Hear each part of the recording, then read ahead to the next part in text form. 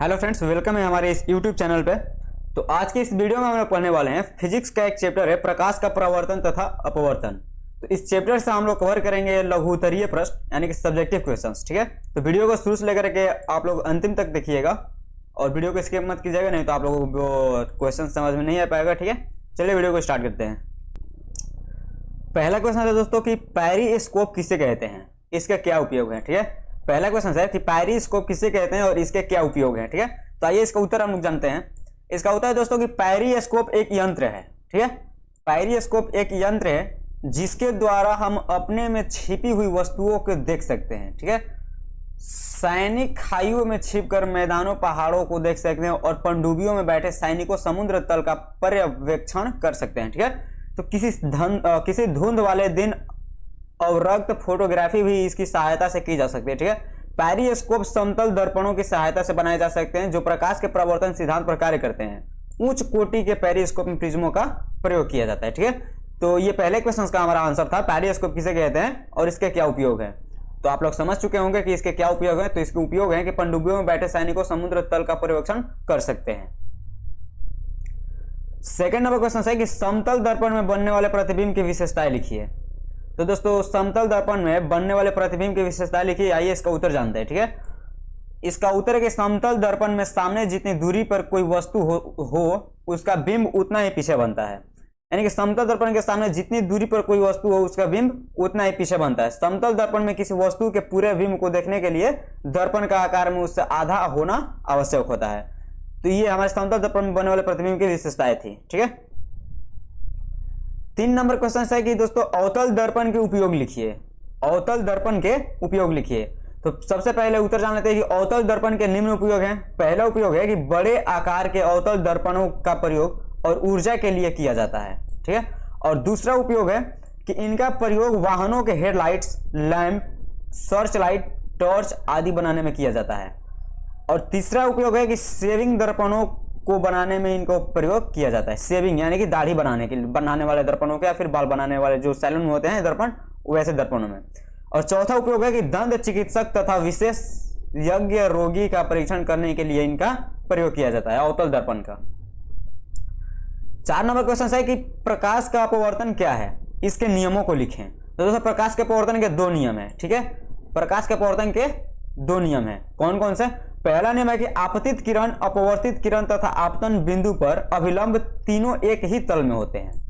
और दूसरा है, इसका दूसरा नियम है कि जब एक ही रंग के प्रकाश की किरणें किन्हीं 2 माध्यमों के सीमा तल की तिरछी आपतित होती है तो आपतन कोण I की ज्या साइन तथा अपवर्तन कोण R की त्रिज्या साइन का अनुपात एक नियतांक होता है।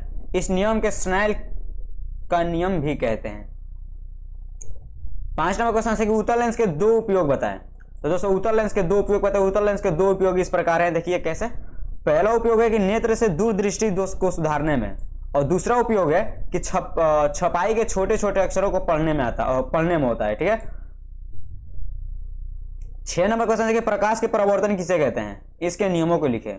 प्रकाश के परावर्तन किसे कहते हैं और इसके नियमों को लिखें। तो उत्तर है कि जब प्रकाश किसी पॉलिश की हुई या चमकदार सतह पर पड़ता है तो यह एक सुनिश्चित दिशा में विस्तृत होता है। किसी पॉलिश की हुई सतह से प्रकाश का एक सुनिश्चित रूप से दिशा बदलने की परिघटना के परावर्तन कहते हैं। और प्रकाश के परावर्तन के 2 नियम हैं। पहला नियम है कि आपतित किरण दर्पण के आपतन बिंदु पर अभिलंब तथा परावर्तित किरण एक ही तल में होते हैं। और दूसरा नियम है कि परावर्तन कोण सदैव आपतन कोण के बराबर होता है। 7 नंबर क्वेश्चन है कि उत्तल लेंस को अभिसारी लेंस क्यों कहा जाता है। तो दोस्तों उत्तल लेंस को अभिसारी लेंस इसलिए कहा जाता है क्योंकि उत्तल लेंस के द्वारा आपतित समांतर किरणें अपवर्तन के फलस्वरूप हैं एक बिंदु पर मिलती है। यानी उत्तल लेंस प्रकाश के समानांतर किरणें को अभिसरित करता है, अतः उत्तल लेंस को इस गुणा के कारण अभिसारी लेंस कहते हैं। ठीक है, 8 नंबर क्वेश्चन है दोस्तों कि उत्तल दर्पण तथा अवतल दर्पण में अंतर लिखिए। उत्तल दर्पण तथा अवतल दर्पण में अंतर लिखिए।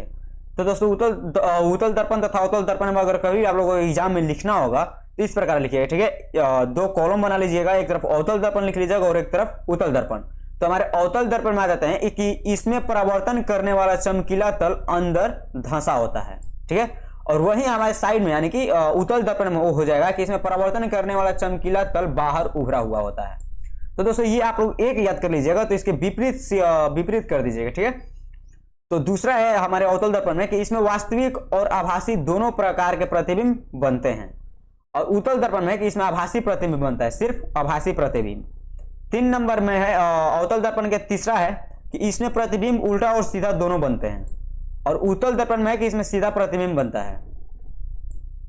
4 नंबर है कि इसमें प्रतिबिंब बड़ा, छोटा तथा वस्तु के आकार के तीनों प्रकार का बनता है, ठीक है। और उत्तल दर्पण हो जाएगा कि इसमें प्रतिबिंब छोटा बनता है। तो ये हमारे उत्तल दर्पण तथा अवतल दर्पण में अंतर थे। देख लीजिए आप लोग को कैसे एग्जाम में लिखना है, ठीक है। 9 नंबर क्वेश्चन है कि 9 नंबर क्वेश्चन है कि उत्तल लेंस और अवतल लेंस में अंतर स्पष्ट कीजिए, ठीक है दोस्तों।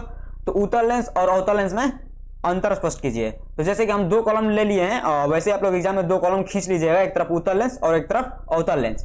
तो उत्तल लेंस में हमारा पहला है कि बीच में से मोटा तथा किनारों से पतला होता है, बीच में से मोटा तथा किनारों से पतला होता है। तो वहीं अवतल लेंस में हो जाएगा कि बीच में पतला तथा किनारों से मोटा होता है। और उत्तल लेंस में दूसरा है कि अक्षर बड़े आकार के दिखाई देते हैं, और अवतल लेंस में है कि अक्षर छोटे आकार के दिखाई देते हैं। उत्तल लेंस में तीसरा है कि प्रकाश की किरणों को एक बिंदु पर केंद्रित करता है, प्रकाश की किरणों को एक बिंदु पर केंद्रित करता है। और अवतल लेंस में हो जाएगा कि प्रकाश किरण पुंज को बिखेर देता है।